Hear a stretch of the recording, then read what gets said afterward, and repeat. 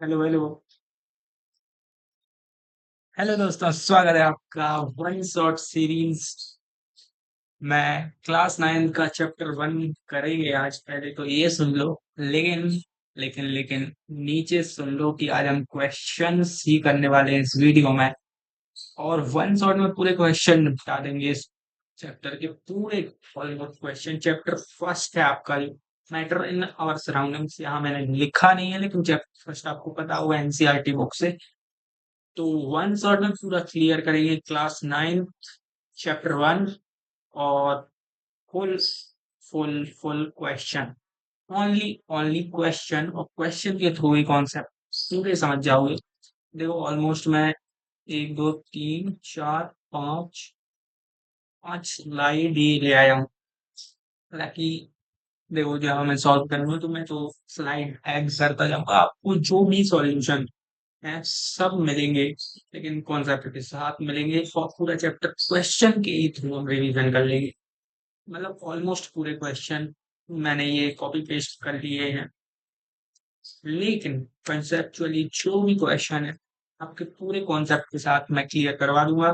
क्योंकि एग्जाम वगैरह में भी कभी आ ही जाएंगे और कॉन्सेप्ट भी क्लियर हो जाएंगे। तो ये फन शॉर्ट सीरीज है, जिसकी का पहला ही लेक्चर आज समझ लो है।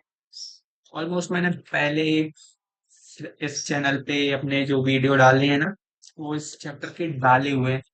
पूरी सीरीज पूरे चैप्टर को नहीं करवाया, लेकिन आपको ऑलमोस्ट मुझे लगता है ये सीरीज काम में आने वाली है। शायद शायद नहीं आएगी, जब क्वेश्चन वगैरह प्रैक्टिस हो जाएंगे तो बहुत अच्छा रहेगा। चलिए, खैर शुरू कर रहा हूँ मैं। थोड़ा सा एक मिनट स्लाइड ऐड कर लूंगा, क्योंकि लेक्चर्स पढ़ाने के लिए तो मतलब लिखने के लिए तो मुझे स्लाइड चाहिए ना। तो यहाँ पे मैं ऐड कर ले रहा हूँ स्लाइड।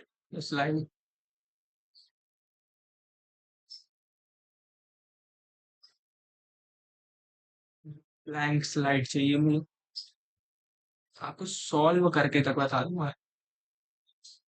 सॉल्व पूरे सॉल्यूशन इस चैप्टर में आपको मिल रहे होंगे पहली बात तो। लेकिन आपको आपका काम करना है कि आपको भी सोचना है, एक बार वीडियो पॉज करके इन क्वेश्चंस के बारे में। चलो, अब शुरू करते हैं फर्स्ट क्वेश्चन के साथ। ठीक, कॉन्सेप्ट बहुत अच्छे हैं इस चैप्टर में और बहुत इजी चैप्टर है, इसलिए बहुत जल्दी हो जाएगा। तो मुझे लगता है एक ही लेक्चर में निपट ही जाएगा ये। तो अगला वन सॉर्ट ये चैप्टर वगैरह पे कर देंगे। तो यहाँ पे फर्स्ट क्वेश्चन जो वो आपके एक्सरसाइज वगैरह दिए रहती हैं उसका, यहाँ पे कितने एक मतलब ये एक एक्सरसाइज, और यहाँ पे दूसरी एक्सरसाइज के क्वेश्चन ये, तीसरी के, चौथी के, हाँ। और ये फुल एक्सरसाइज जो आपको दिए रहती है ना एनसीईआरटी की बुक में, जो लास्ट में दिए रहती है चैप्टर के लास्ट में, वो ये वाली है। उस चैप्टर के मिड मिड बीच बीच में रहती है जो, वो वाली ये है, ये है। चलो फर्स्ट क्वेश्चन शुरू करते हैं। Which of the following are matter?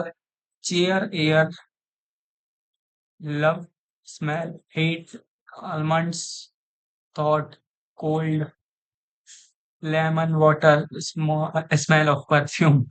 बहुत मजेदार क्वेश्चन, फन क्वेश्चन कह सकते हैं इसे। मैं यहाँ एक पेन ले लेता हूँ, ब्लू कलर का ले लेता हूँ। यहाँ पे फन क्वेश्चन है ये, most fun question, funny question.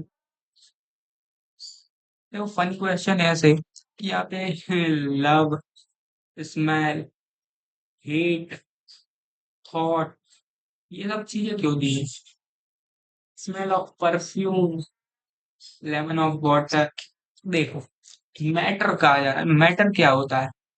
उसे आप फील कर पाए कुछ, या फिर छू पाए, उसे मैटर कहेंगे ना। हम लव को मैटर नहीं कह सकते। लव को मैटर क्या हो गया? हाँ, आपके मैटर चल रहे हो वो अलग बात है, लेकिन मैटर तो लव का मैटर अलग होता है।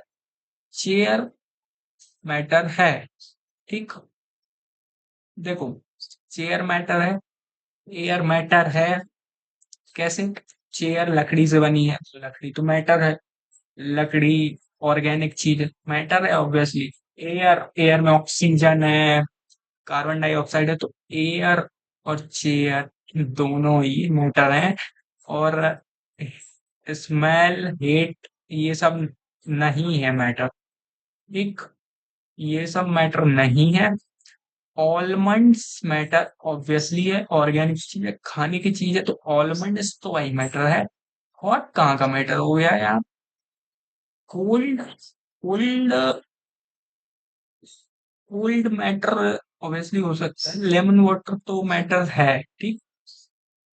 कोल्ड, कोल्ड तो एक फीलिंग है ना, ये ठंडा होना, लेकिन कोई चीज तो नहीं है ना, चीज तो नहीं है। अ, लेकिन कोल्ड को चलो, मैटर नहीं है ये कोल्ड। स्मेल, लेकिन स्मेल ऑफ परफ्यूम तो मैटर हो सकती है, क्योंकि परफ्यूम जहाँ फैला एयर में, वो पूरा मैटर तो फैला ना, तो स्मेल ऑफ परफ्यूम तो मैटर होगी ना। यस, ये क्वेश्चन तो बहुत लॉजिकल था, इसको हमने सॉल्व कर दिया, ठीक। तो लॉजिकल क्वेश्चन पे आपको सोचना ही बस है, इस चैप्टर में पूरे ही क्वेश्चन ऐसे हैं।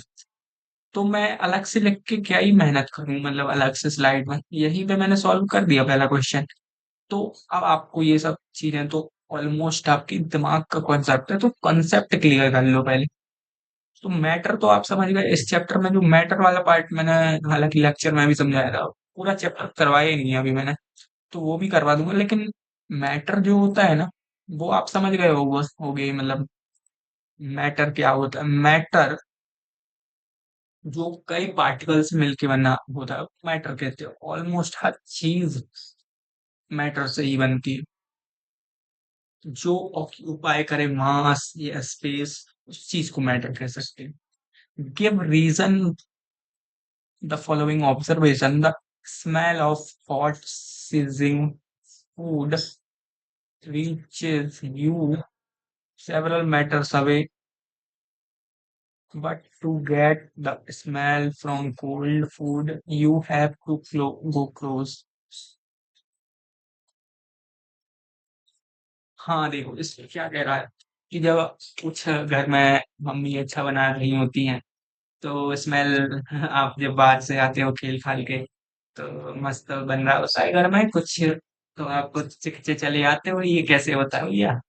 तो सेंसिंग के कारण, पहली बात तो सेंसिंग, कि आपकी जो बायोलॉजिकली बॉडी है, और जो नोज मिली है आपको, वहां से आपको सुगंध आ गई, और एकदम जुबान में टेस्ट सा आ जाता है उस चीज का, तो आप समझ जाते हो वो चीज क्या होती है। तो मतलब ये तो माइंड का भी खेल है और पूरा सेंसिंग का भी खेल है। लेकिन भाई, आप तक पहुंची कैसे वो, मतलब सिग्नल कैसे पहुंचा आपकी नोज तक, आपकी नाक तक का सिग्नल पहुंचा? तो भाई, एयर के पार्टिकल्स में मिल के वो मैटर जो फूड का था, उसमें एयर में मिल के जो वो पूरी हवा में मिक्स हो गई, और बाहर तक पूरे मोहल्ले में अच्छी मसालेदार खुशबू फैल गई। तो आप तक भी पहुंच गई वो सुगंध। तो give the reason for the following, यही है कि वो पार्टिकल्स जो है मिक्स विथ एयर, मतलब फूड के जो पार्टिकल्स हैं वो एयर में मिल के, और एयर फ्लो के कारण वहां पे हमारी नाक तक पहुंची थी। A diver is able to cut through water in a swimming pool which property of matter does observation show? Diver is able to cut through water in a swimming pool. Which property of matter does this observation show?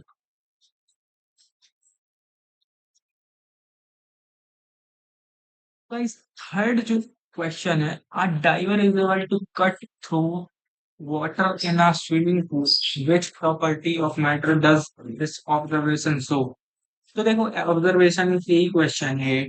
आप जब देखते हो driver जो होते हैं, water को काट के आगे बढ़ते हैं स्विमिंग पूल में या नदियों में। जो भी स्विमर हो, प्रोफेशनल हो, या कुछ तैराक होते हैं तैर पाते हैं, तो कुछ व्यक्ति तैर लेते हो, आप तैर लेते हो या नहीं भी, मैं नहीं तैर पाता।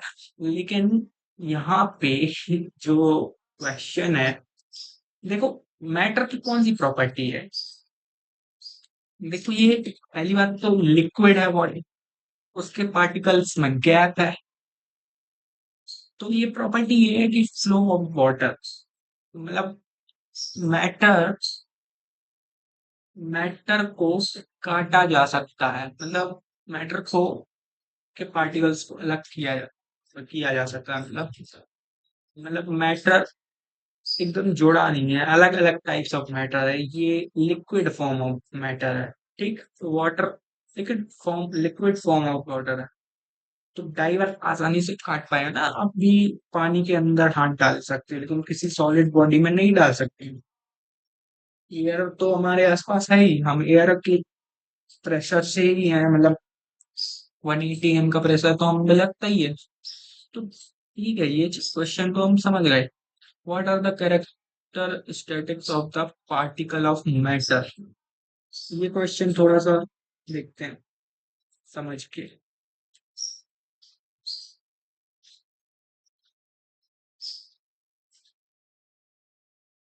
देखो यहाँ पे कैरेक्टरिस्टिक्स बताना है, पार्टिकल्स की कैरेक्टरिस्टिक्स क्या है, पार्टिकल का बिहेवियर कैसा होता है, विशेषताएं क्या होती है। देख पार्टिकल का बिहेवियर वही हम चैप्टर में पढ़ा है। पार्टिकल जो होते हैं, मतलब पार्टिकल्स ऑफ मैटर बहुत छोटे होते हैं, पहली बात तो है ना, साइज में बहुत छोटे छोटे होते हैं ऐसे। ठीक, पार्टिकल्स बहुत स्मॉल होते हैं और इनके बीच इंटरेक्शन फोर्स काम करता है जिससे ये जुड़े रहते हैं।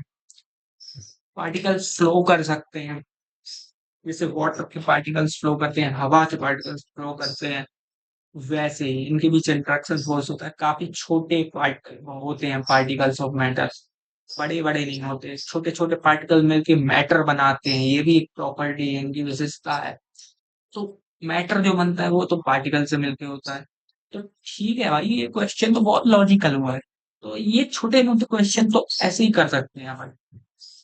तो भाई अगले क्वेश्चन सीट के ओर चलते हैं। The mass per unit volume, mass per unit volume, देखो mass per unit volume of the substance is called density. Mass per volume, देखो ये वाला डेंसिटी का फॉर्मूला दिया है। ठीक, density, mass per volume.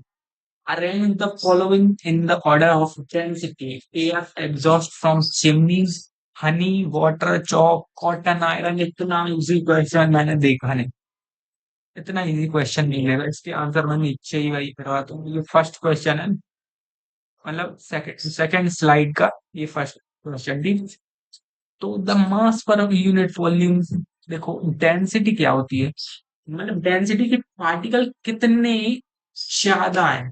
Matter ये करता है कि एक जगह पर, छोटी सी जगह लेता हूँ, वहां पर पार्टिकल कितनी ज्यादा है, वो डेंसिटी होती है। जैसे एक रूम में 10 लोग बैठे हैं और एक रूम में, एक उतने ही साइज के रूम में 100 लोग बैठे हैं, तो डेंसिटी कहाँ ज्यादा होगी, 100 लोग ऑब्वियसली। ऐसे ही दोनों एक ही साइज के रूम में 100 लोग बैठे हैं, एक रूम में, रूम ए में 100 लोग बैठे, रूम बी में 10 लोग बैठे, भाई डेंसिटी कहाँ हो गई, 100 लोग ऑब्वियसली। उतने ही रूम में 100 लोग घुसे हैं, तो गर्मी भी ज्यादा लगेगी भैया। तो भाई यहाँ पे air exhaust from chimneys, honey, water, chalk, cotton and iron. तो डेंसिटी सबसे ज्यादा किसकी होती है। पहली बात तो ए, देखो एयर की डेंसिटी सबसे, मतलब कम होगी, और उसके बाद लिक्विड सॉलिड की सबसे ज्यादा होगी। तो देखो यहाँ पे एयर दिया है, एग्जॉस्ट फ्रॉम चिमनी दी है, हनी दिया है, water, chalk, cotton and iron. तो यहाँ पे देखना है सॉलिड सॉलिड क्या है। पहले सॉलिड को लेते हैं, iron, iron, cotton, chalk, water, Honey, chimney. देखो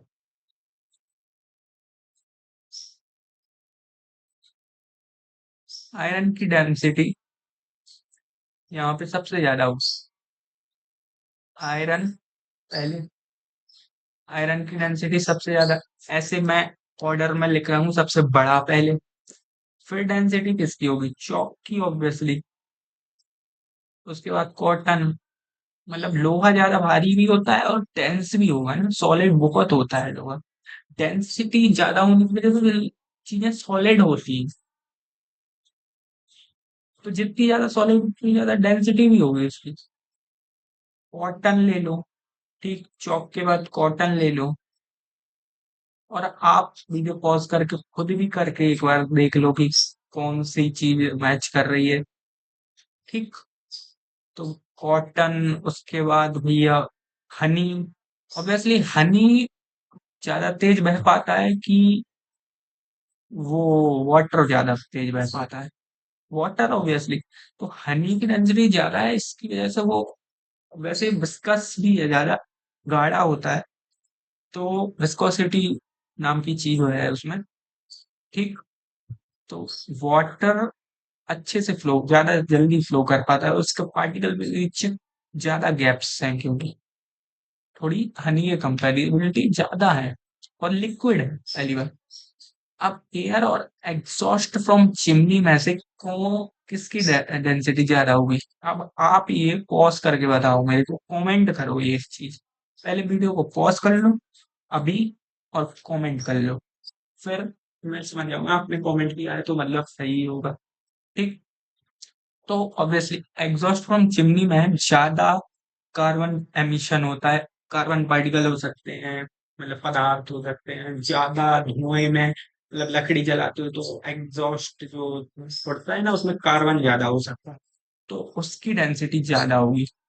एग्जॉस्ट, एग्जॉस्ट, एग्जॉस्ट, यहाँ पे शॉर्ट फॉर्म में लेकर आऊं मैं। Exhaust from chimney. ठीक। चिम, चिम लिख लेगा। चिम। तो यहाँ पे इंग्लिश से ही चलाना पड़ता है मुझे लैपटॉप। और यहाँ पे फिर इसके बाद मैं नीचे लिख दे रहा हूँ एयर। यहाँ आप समझ जाना, मैंने जो बोला है उतना तो आप समझते हो, यहाँ लिखा जो भी है उससे फर्क नहीं पड़ता। ये वाला सॉल्व हो गया। ठीक। सॉल्व हो गया क्या? बस भाई लॉजिकल क्वेश्चन है बस। सॉल्व करने की कुछ ऐसी खास जरूरत है ही नहीं उसमें। मास पर यूनिट वॉल्यूम डेंसिटी होता है, इतना समझ लो। फॉर्मूला उसमें क्या है, फॉर्मूला तक फिट नहीं करना, आपको लॉजिकल ही सोचना है। तो जल्दी फटाफट अब वीडियो लॉन्ग ना करते हुए, क्योंकि 17 मिनट का हो गया है वीडियो, तो 30 मिनट में हम निपटा दें ऑल द क्वेश्चन तो बहुत अच्छा, आपको भी मदद हो जाएगी। उसके बाद आप सॉल्व खुद से कर लेना, मतलब खुद से करके देखना, एक बार सोच के देखना। ये आपका होमवर्क रहेगा। tabulate tabulate the differences in the characteristics of matter। वही चीज आ रही फिर से। common upon the following be common upon the following: rigidity, compressibility, fluidity, filling a gas container, shape, kinetic energy, density। तो भैया ये क्वेश्चन जो थोड़ा सा है घुमा फिरा के हमें पूछना चाह रहा है ना, इसमें ये कह रहा है पदार्थ की विभिन्न अवस्थाओं के गुणों में होने वाले अंतर के बारे में।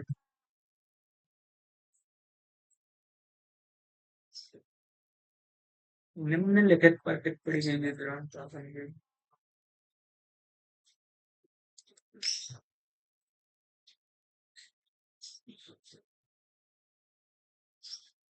देखो भाई, देखो भाई, अब देखो, जल्दी जल्दी देखो। पहले में तो बताना है जो मैटर की स्टेट्स होती है उनमें जो कैरेक्टरिस्टिक्स पाया जाता है, पहले तो वो ठीक। स्टेट्स ऑफ मैटर में कैरेक्टरिस्टिक्स, स्टेट्स ऑफ मैटर कितनी होती है? यहाँ पे करते हैं। स्टेट्स ऑफ मैटर जो होते हैं ना, वो होता है liquid, solid, liquid gas, solid, LSG की। लिक्विड गैस सॉलिड जो होता है वो होते हैं स्टेट्स ऑफ मैटर। अब यहाँ पे जो कहा जा रहा है ना, तो इनकी प्रॉपर्टीज क्या है? लिक्विड, लिक्विड भैया फ्लो हो सकता है, गैस फ्लो हो सकती है, सॉलिड फ्लो नहीं हो सकता। कि सॉलिड फ्लो नहीं हो सकता, लिक्विड गैस फ्लो हो सकती है, लेकिन सॉलिड के पार्टिकल्स के बीच में बहुत कम गैप होता है, लिक्विड के पार्टिकल्स के बीच में मीडियम गैप होता है, गैस के पार्टिकल्स के बीच बहुत ज्यादा ही गैप होता है एक्चुअली। तो गैप ऑफ पार्टिकल्स बहुत ज्यादा होते हैं गैस में। ये सपोज मतलब मैं पार्टिकल बना रहा हूँ, तो गैस के पार्टिकल्स ये हैं, सॉलिड के पार्टिकल्स बहुत बहुत बहुत बहुत पास है, ठीक ये वाले। और लिक्विड की कंपैरेटिबिलिटी थोड़ी सी कम गैप है, लेकिन सॉलिड की कंपैरेटिवली ये बहुत ज्यादा गैप है, समझ लो ठीक। गैस और सॉलिड भाई, सॉलिड में ये भी हो गया ठीक, आप समझ गए होगे। तो सॉलिड में ज्यादा अट्रैक्शन फोर्स पाया जाता है, गैसेस में अट्रैक्शन फोर्स कम होता है, लिक्विड में कंपैरेटिवली मीडियम फोर्स होता है। और फ्लो तो गैस करती है, मतलब लिक्विड की डेंसिटी ज्यादा होती है, सॉलिड की डेंसिटी ज्यादा होती है, लिक्विड की सॉलिड से कम होती है लेकिन गैस से ज्यादा होती है, गैस की सबसे कम डेंसिटी होती है, ये भी समझिए। गैस को कंपेयर कंप्रेस किया जा सकता है, लिक्विड को नहीं किया जा सकता। सॉलिड लिक्विड को भी कंप्रेस किया जाता है, फ्लो करने वाली चीज को कंप्रेस किया जा सकता है, लेकिन सॉलिड को कंप्रेस ही नहीं किया जा सकता। लेकिन गैस को लिक्विड को तोड़ा नहीं जा सकता, लेकिन सॉलिड को तोड़ा जा सकता है, मतलब ये समझ गए ना आप। और दूसरी जगह लिखा है भैया rigidity, compressibility, fluidity, filling of gas, fluidity, filling a gas of container, shape, kinetic energy और डेंसिटी। ये सब मैंने लेक्चर में भी बताया, लेकिन इसको मैं बता देता हूँ।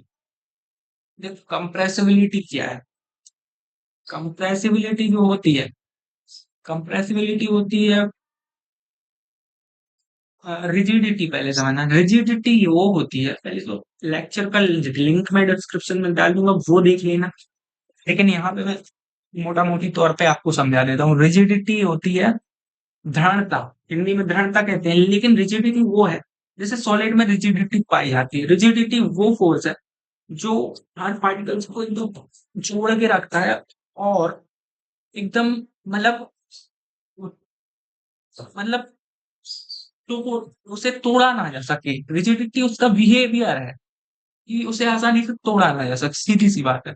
कंप्रेसिबिलिटी वो है कि उसे संपीड़ित किया जैसे, संपीड़ित उसे हिंदी में कहते हैं, हिंदी वाले जो भी पढ़ रहे हो आप भी भाई, मतलब पढ़ोगे यार यही पढ़ो, मैं हिंदी इंग्लिश को अंतर नहीं करने आया हूँ इधर, मैं समझाने आया हूँ।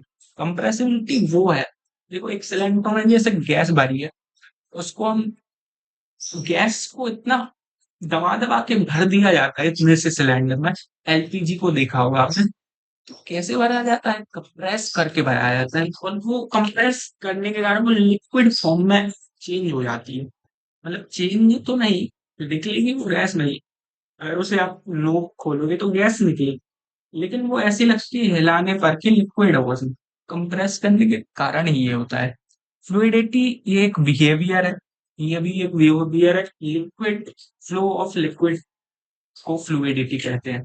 फिलिंग अ गैस कंटेनर, तो कंटेनर में गैस का भरना, बर्तन में गैस का भरना, तो बर्तन में गैस का भरना वो है, देखो जैसे भी कंप्रेसिबिलिटी कह सकते हैं कि कितने से कंटेनर में इतनी सारी गैस कैसे आ जाती, तो कंप्रेसिबिलिटी का गुण पाया जाता है, इसमें प्रॉपर्टी पाई जाती है, इसी के कारण हम फिलिंग छोटे से कंटेनर में गैस ज्यादा भर सकते हैं। सेब की बात करें तो सेब तो पता ही है, सेब का मैं क्या कहूँ, आकार, आकार क्या है सेब किसी भी चीज का, सॉलिड, सॉलिड का शेप स्टेबल रहता है, लिक्विड का शेप जिस भी बर्तन में लिक्विड पानी भर दोगे वैसा ही शेप ले लेता है, और गैस का कोई ऐसा शेप है नहीं, ठीक। और काइनेटिक एनर्जी ये थोड़ी सी समझने की बात है,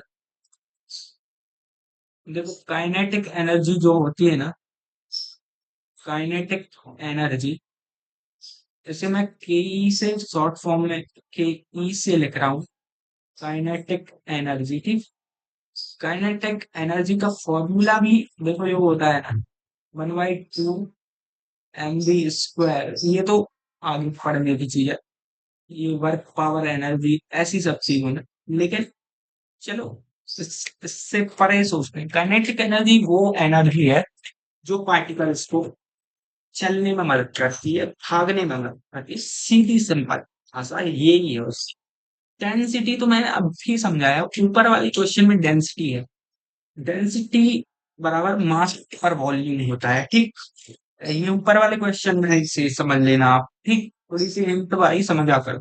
डेंसिटी वो है कि पार्टिकल्स कितने ज्यादा है, एक रूम में 100 जन है, एक रूम में 10 जन है। वही वाला एग्जाम्पल मैंने थोड़ी देर बाद पहले समझाया।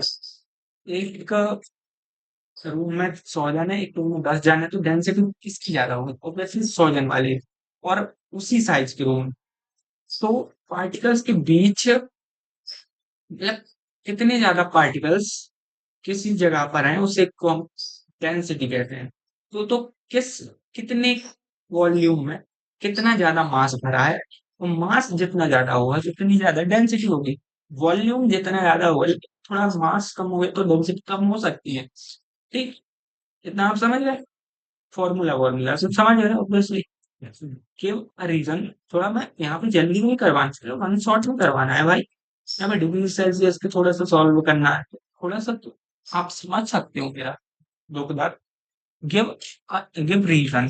और एक क्वेश्चन भाई आ जाएंगे जब मतलब कमेंट जरूर करना, अगर किसी के पेपर वगैरह में आए एग्जाम में, जो वीडियो देख रहे हैं वो जरूर कमेंट करें, ठीक।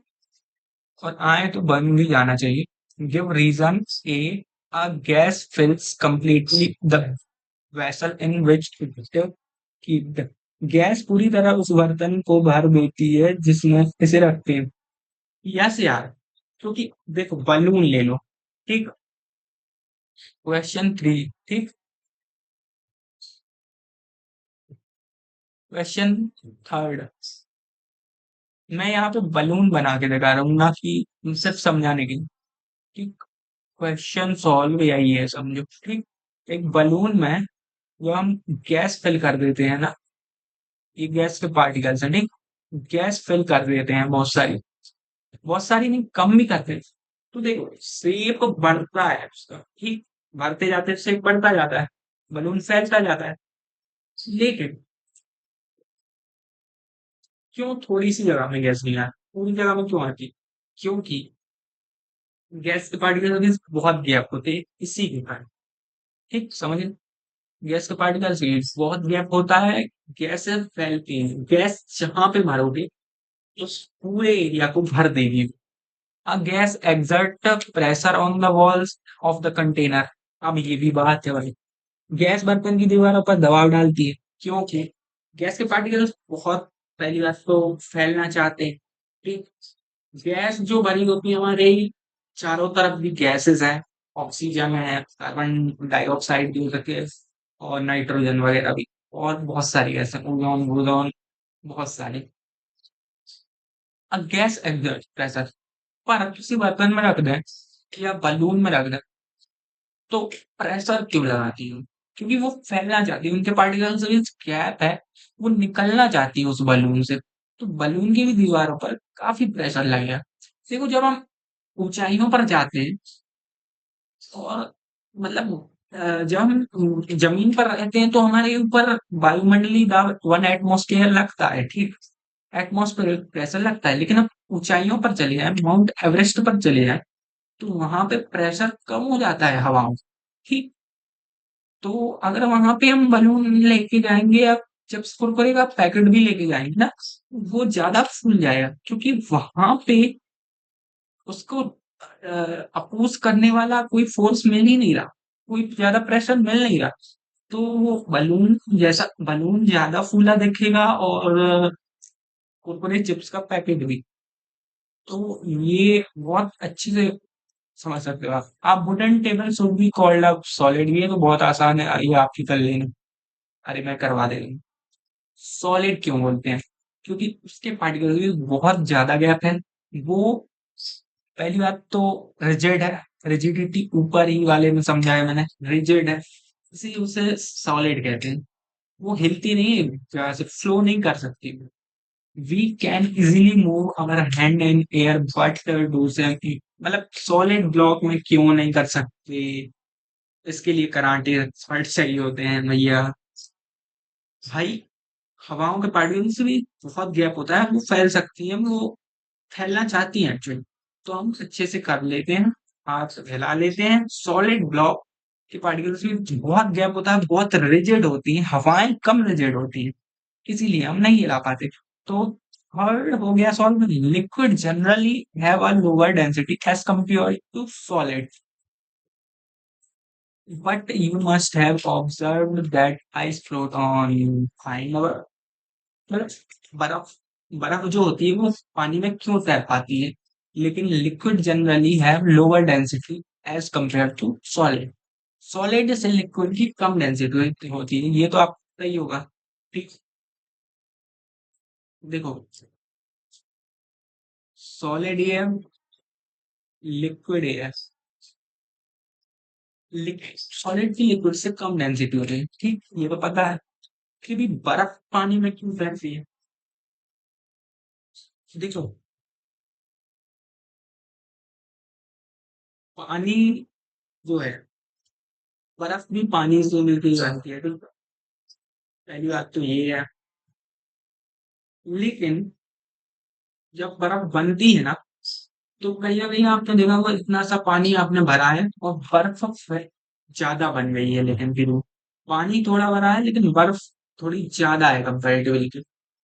तो कुछ केमिस्ट्री वाले कारण भी हैं, केमिकली कारण भी हैं उसके, तो वो आप थोड़ी आगे पढ़ लेना, बाद में पढ़ोगे। लेकिन जो भाई लिक्विड आखिर बनी तो पानी से ही बर्फ, लेकिन उतनी ही डेंसिटी होती है, मतलब लिक्विड के बराबर ही डेंसिटी आइस की लगभग होती है। इसी कारण मतलब आपने जनरली देखा होगा आधी क्लास में पानी भर के बर्फ बनाओगे ना, तो थोड़ा सा वो बड़ी हुई लगेगी, तो उतनी डेंसिटी बन जाती है उसकी, लगभग लिक्विड जितनी है डेंसिटी, बर्फ थोड़ी फैल जाती है ना। तो लिक्विड से भी आई थिंक थोड़ी सी कम डेंसिटी उसकी बर्फ की हो जाती है, सॉलिड भी होने की वजह से। फिर भी सॉलिड भी है, हालांकि मैं कह रहा हूँ सॉलिड भी है, लेकिन फिर भी वो आइस जो होती है ना, उसकी लिक्विड से भी कम डेंसिटी होती है। Convert the following temperature to Celsius. अब आया है सेल्सियस डिग्री पे, ठीक। पहले ये वाले क्वेश्चन कर लेते हैं कि ठीक, इस स्लाइड को मैं ऊपर नीचे कर सकता हूँ, लेकिन ठीक है। वाई, ये लॉजिकल मैंने लिखा है ऊपर, क्योंकि ये थोड़े से लॉजिक वाले क्वेश्चन है, सोचने लायक। Why does a desert cooler cool better on a hot dry day? देखो, अब आपको इसमें सोचना है, गर्म शुष्क में कूलर अधिक ठंडा क्यों करता? देखो, जब हॉट होता है दिन, गर्म होता है, और थोड़ा सूखा सूखा लगता है उस दिन में, हुमस ज्यादा हो या उमस ज्यादा नहीं, थोड़ा मतलब एकदम सूखा दिन, और मतलब कोई पानी बरसात नहीं हो रही वहां पे, ओस कुछ नहीं पड़ रहा वहां पे, बहुत गर्मी के दिन है, गर्मियों के दिन में ही कह रहा है ये।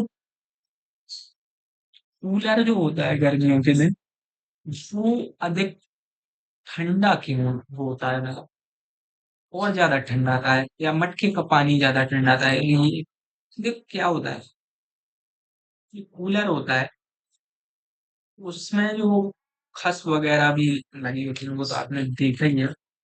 तो शुष्क दिन में कूलर अधिक ठंडा, लेकिन ठंडा था इसीलिए क्योंकि देखो, पहली बात तो मोटर वर्क कर रही है, तो हवाएं तो उससे आ रही हैं, ठीक। लेकिन अगर वो गर्मी है तो गर्म हवा बहेगी है, तो हम पंप चालू कर देते हैं, क्या है उससे जो पानी उसमें से चलेगा, मतलब खस में से आएगा पानी, उसके कारण पहली बात तो ठंडा आएगा। उतने से भी बात नहीं बनेगी, तो हमें गर्मी सहायता देती है, बताओ कैसे? क्योंकि इवेपोरेशन होता है, कूलर जब चलता है ना, तो बाहर की सन की हीट की वजह से कूलर में इवेपोरेशन होता है, इवेपोरेशन। होता है इवेपोरेशन। पानी का इवेपोरेशन के कारण कूलर और ज्यादा ठंडी प्रोड्यूस कर पाता है।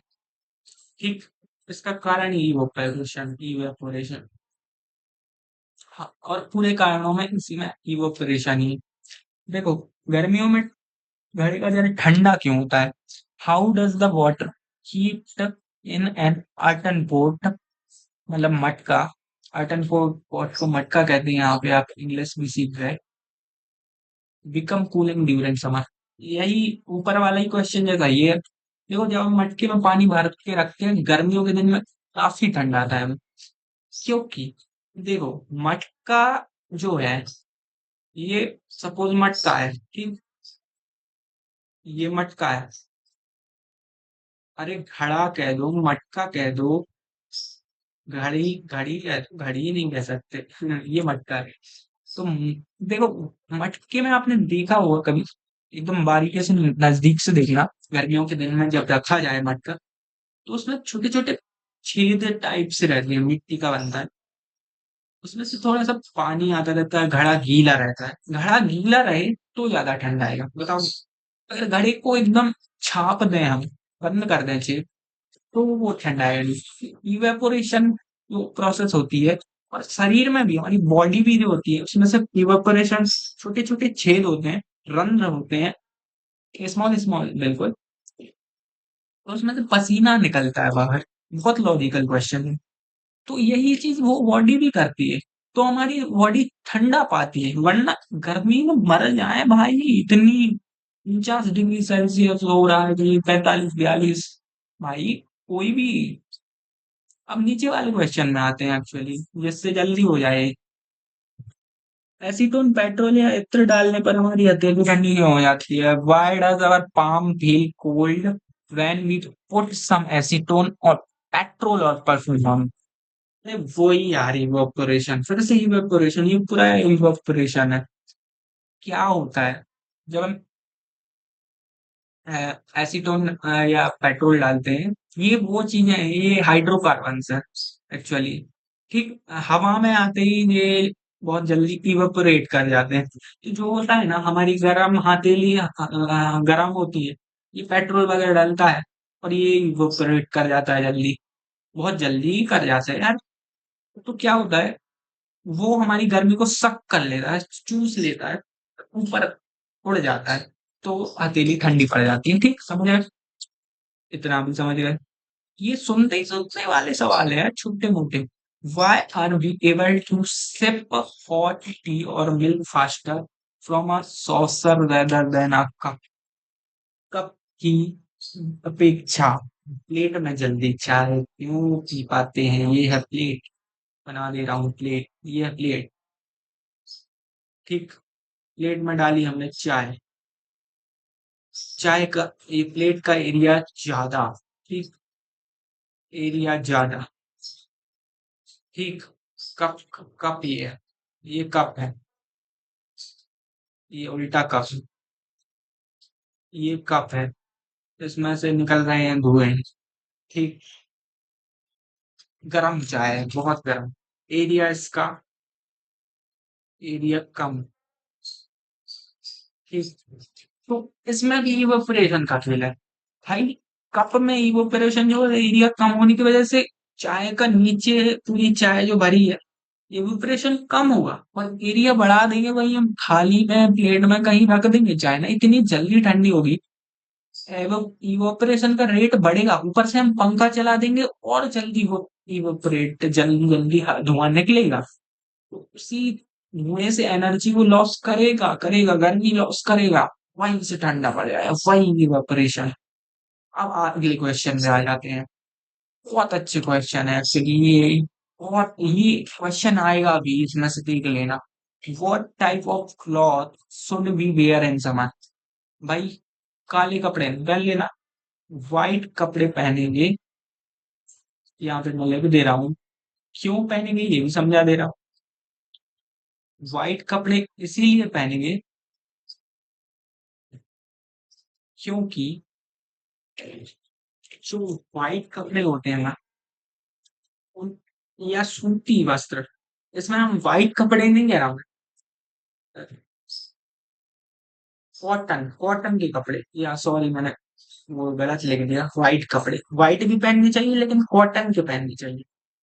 टेरिकॉट और किसी की और चीज के नहीं पहनने चाहिए, किसी और रेसे के धागे के नहीं पहनने चाहिए। क्यों? क्यों? कॉटन के जो कपड़े होते हैं उनमें ज्यादा गैप पाए जाते हैं। आपने देखा होगा कभी, कॉटन की बनियान या कुछ भी पहने हो आप, कॉटन के पहनने से उसमें गैप ज्यादा होते हैं, उसमें से पसीना अच्छे से निकल पाता है, तो जिससे हमारा शरीर ठंडा पाता है। कॉटन के पहनने चाहिए, ऊपर से सफेद पहनने चाहिए, क्योंकि सफेद कपड़े ज्यादा रिफ्लेक्शन करते हैं हीट का, और काले कपड़े एब्जॉर्ब एब्जॉर्ब करते हैं, ब्लैक बॉडी होती है, ब्लैक बॉडी ज्यादा एब्जॉर्ब करती है, मतलब हीट को ज्यादा एब्जॉर्ब करती है ब्लैक बॉडी। तो व्हाइट हो कपड़े, और क्लॉथ कॉटन के हो, गर्मी हो, तो ये चीज जम जाएगी और ये क्वेश्चन कंप्लीट हो गए। समझिए, ऑब्वियसली समझिए। अब आते हैं धमाकेदार क्वेश्चनों में। धमाकेदार तो से ज्यादा यही थे। कन्वर्ट द, कितने टाइम है? ओ माय गॉड, 41 मिनट, 1 घंटा ही हो जाएगा। Convert the following temperature to Celsius scale. अरे यार, ये तो मैंने वैसे तुम्हें बताया ही सब है। चलो, तो बहुत इजी क्वेश्चंस में आते हैं। देखो, 300 केल्विन जो होता है ना,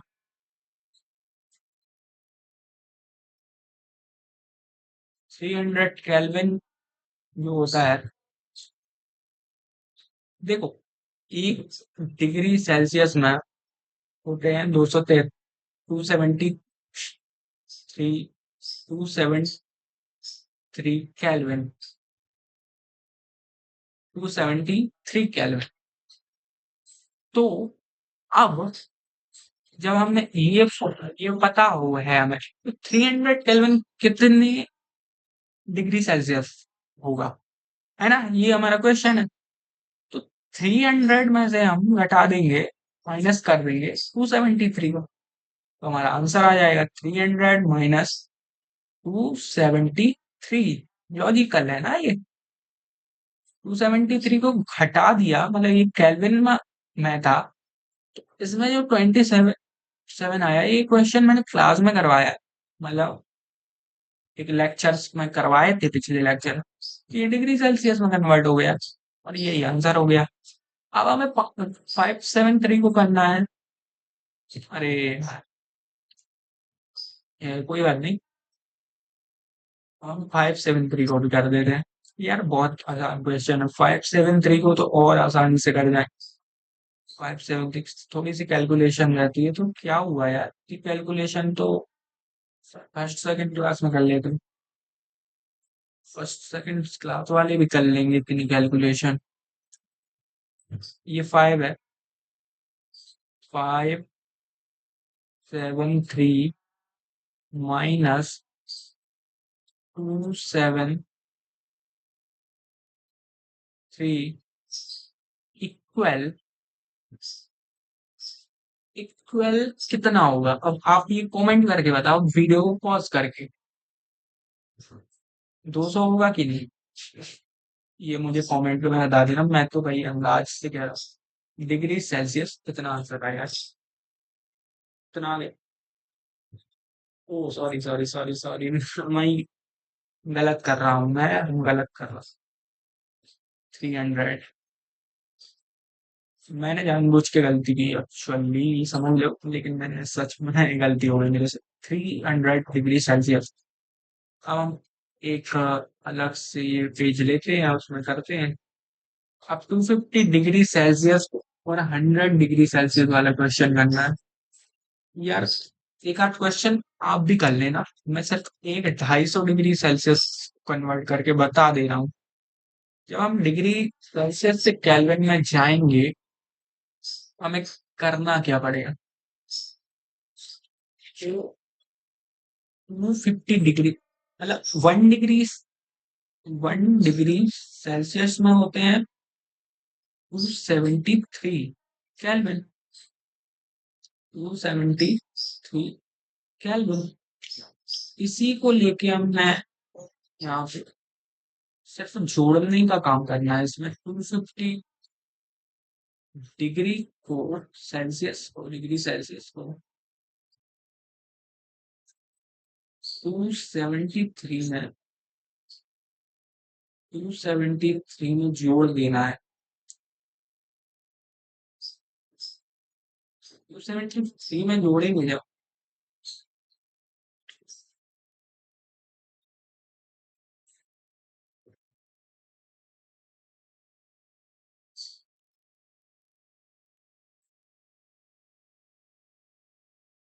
273 में जोड़ेंगे तो आएगा 375, 7 5 12, दो 523 केल्विन।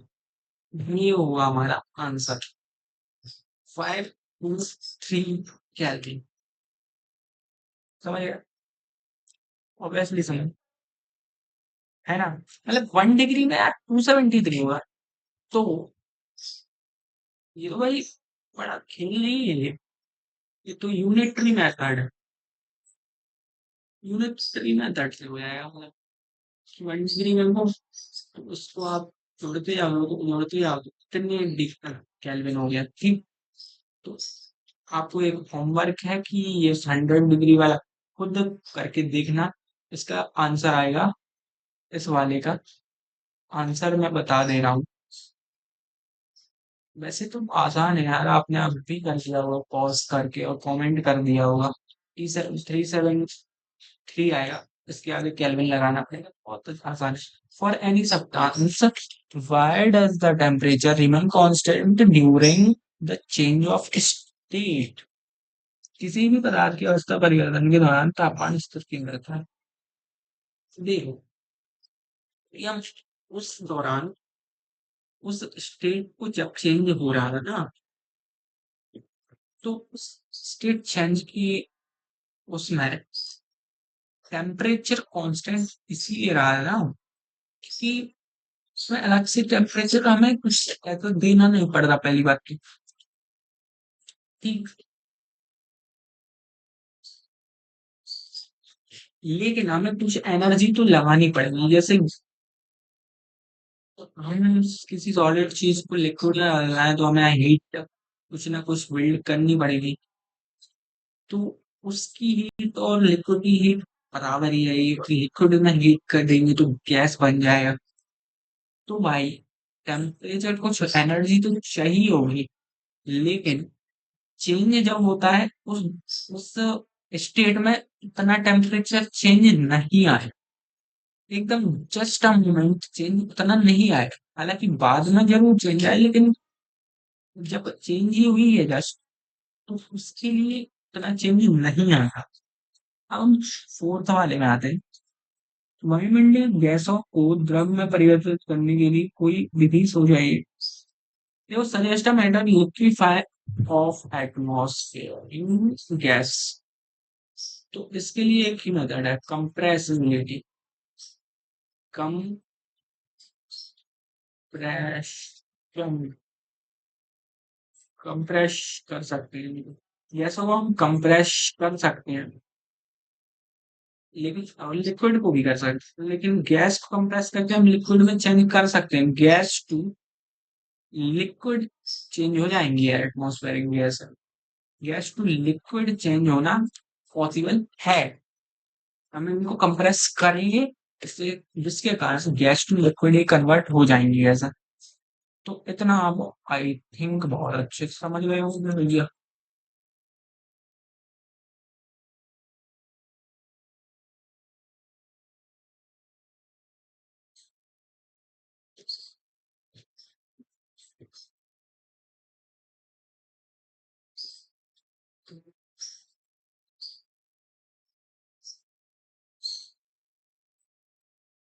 तो आई थिंक आप इतना तो समझ गए हो।